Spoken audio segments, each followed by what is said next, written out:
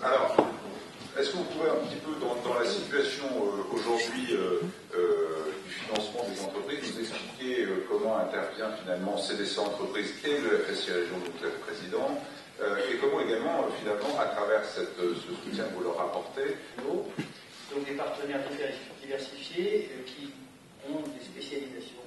Le numérique, évidemment, est un thème important de notre intervention, et l'innovation aussi, puisque dans le cadre du contrat qu'on a avec l'État, qui s'appelle Convention FSI France Investissement 2020, programme de prix des défis BM3I. Alors, le troisième prix, bien, le lauréat est Automelec, représenté par M. Jean-Yves Meyer.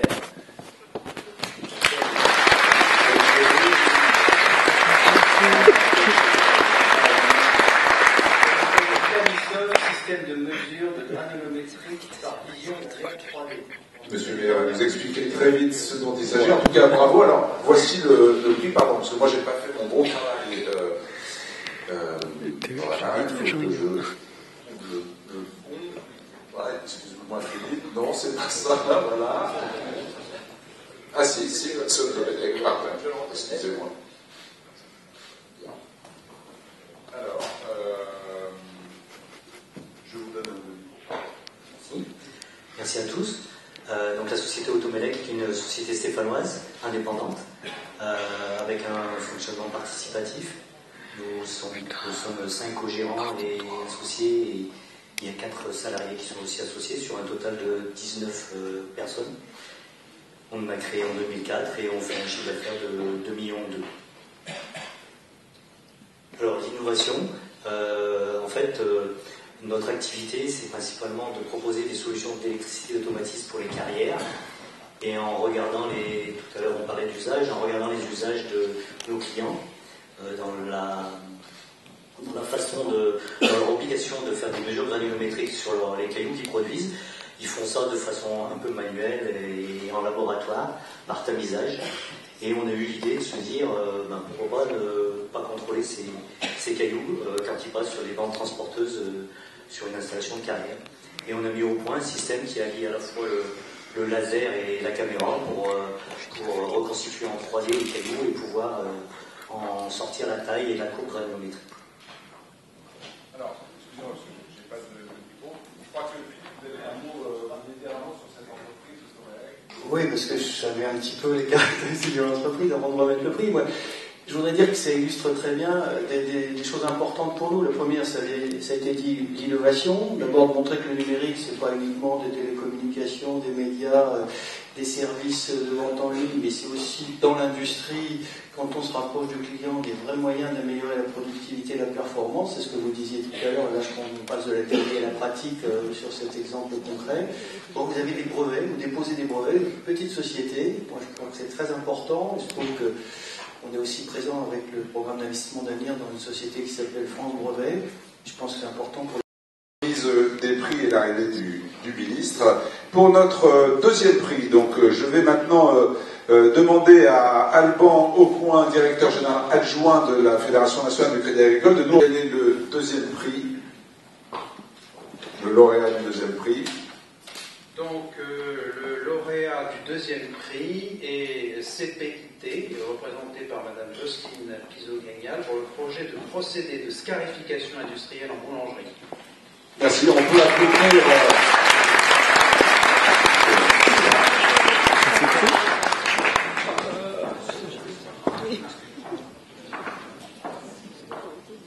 Bienvenue, madame, je vous donne les bravos. Merci. Donc je suis très fière de ce prix. Je tiens surtout à remercier avant tout mes équipes, parce que c'est clair que ce qui fait la valeur d'une PME, ce sont les personnes qui travaillent à l'intérieur. Je suis d'autant plus fière que je vois que la personne qui a eu le premier prix est de la même région que moi.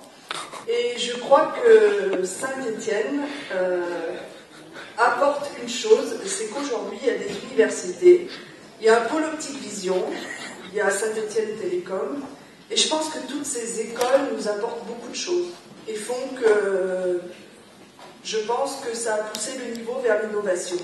Parce que nous avons tous ces partenaires qui peuvent nous aider. J'ai entendu parler aussi tout à l'heure de design. C'est vrai que je pense que c'est une chose qui est importante, et nous avons aussi la Cité du Design à Saint-Étienne. Donc je pense que c'est quand même quelque chose d'important. Donc au niveau de notre entreprise, dans ce projet, nous avons allié différentes compétences, qui sont l'informatique, l'automatisme, la vision, la robotique. Vous pouvez nous rappeler le métier de positionnement de votre entreprise? Alors, notre entreprise, depuis un certain nombre d'années, réalise des biens d'équipement pour l'industrie, pour des grands comptes de l'industrie. Au départ, beaucoup dans le domaine automobile, puis avec la crise, je me suis diversifiée vers la pharmacie et l'agroalimentaire. Le projet que nous avons réalisé est en effet dans le domaine de l'agroalimentaire. Et ce projet-là, les projets précédents ont travaillé beaucoup, je dirais, en ayant une vision machine spéciale. Et pour une fois, j'ai voulu avoir une vision produit. Donc on a fait ce projet en se disant qu'il y avait un manque. Aujourd'hui, le seul concurrent qu'on avait identifié était canadien. Et qu'on voulait justement arriver à commercialiser un produit à travers le monde. Donc j'espère que, avec l'aide de ce prix, on pourra aboutir à ce projet-là. Et on pense que aujourd'hui, beaucoup de tâches. Donc c'est vrai qu'on peut dire que là. Alors, dans les grandes lignes, le projet, c'est être capable. Alors, comme malheureusement souvent la robotique remplace des gens, mais remplace souvent des tâches qui ne sont pas des tâches agréables. Donc le projet, c'était à partir de caméras 3D, pouvoir être capable d'envoyer des trajectoires à des robots pour pouvoir scarifier des pains de toutes formes, sachant que le pain est un élément vivant et qui n'était pas facile à aborder. Donc voilà un petit peu aujourd'hui le projet qu'on a fait en collaboration avec une société et que l'on va pouvoir aujourd'hui appliquer à d'autres secteurs que le pain, pour le futur. Dans votre projet, donc ce qui permet, vous savez, alors j'ai l'impression, est-ce que vous pouvez expliquer ce qu'est la scarification? Alors, j'ai l'impression que ça a fait un peu peur. Aujourd'hui, tous les pains que vous achetez ont une scarification, souvent fait manuellement, qui sont les petits coups de lame que l'on peut mettre sur le pain pour donner la forme que vous avez lorsque vous achetez un pain. Donc aujourd'hui, il existait des moyens automatiques pour tout ce qui était scarification de baguettes. Mais de plus en plus, vous trouvez des pains spéciaux. Et tous ces pains spéciaux n'étaient scarifiés qu'à la main aujourd'hui dans la plupart des boulangeries industrielles. Donc on nous a consulté dans le cadre d'une machine spéciale. Et là, on s'est dit, on va faire un produit, puisque j'ai vu qu'après une étude de marché, qu'il n'y avait pas ce besoin-là, qu'il n'y avait pas ce moyen-là qui existait. Donc aujourd'hui, on est capable, avec notre système, de scarifier tout type de pain. Voilà un petit peu le projet. Écoutez, vous savez bien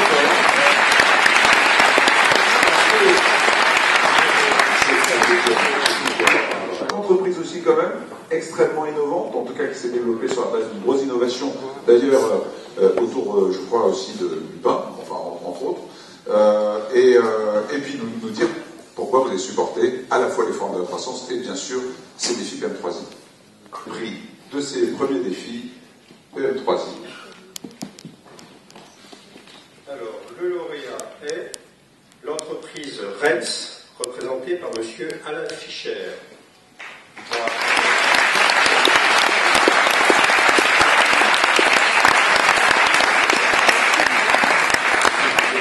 Le projet est boîte aux lettres intelligentes.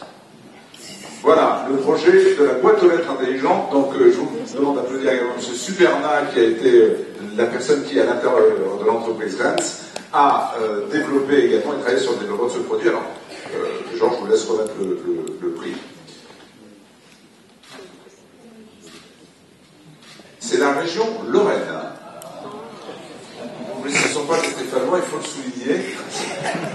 Et la région Lorraine, donc on voit que même dans ces régions, et ben justement, pour sortir de bien, même en Lorraine, ils arrivent à faire des trucs. Finalement, la sinistrose, on innove. Alors, je vais d'abord donner la parole à M. Meyer pour nous expliquer, nous présenter la société Renz et nous expliquer un peu tout le processus qui a conduit à ce projet d'innovation. Et ensuite, M. Superna peut-être nous expliquera quel est ce projet-là plus particulièrement. Monsieur Fischer, pardon. Donc, Merci d'abord au jury pour ce prix, pour la confiance. Et ce prix, je le dis également à nos équipes qui chaque jour s'investissent avec beaucoup d'enthousiasme dans l'entreprise.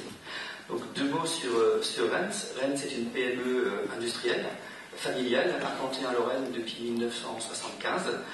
Nous sommes spécialisés dans la fabrication de boîtes aux lettres, individuelles et collectives pour les halls d'immeubles. Nous nous sommes développés dans les années 80 sous l'impulsion de la nouvelle norme postale de l'époque.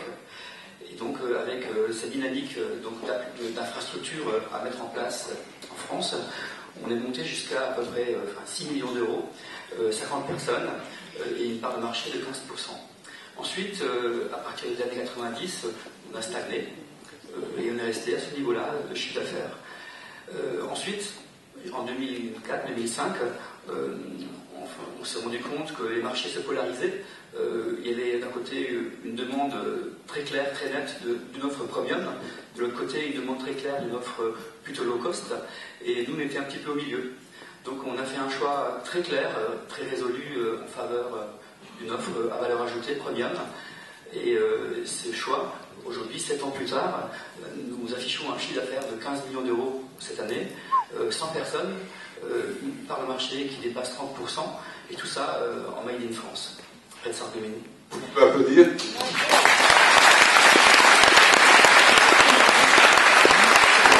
Monsieur Superman, est-ce que vous pouvez nous expliquer la raison pour laquelle vous avez eu ce premier prix, ce projet de la boîte aux lettres intelligente? Et j'ai pas rajouté, parce qu'on n'aurait pas compris, c'était boîte aux lettres et colis, aux colis intelligents. Donc finalement, il y a aussi les colis bidons, mais vous allez nous expliquer.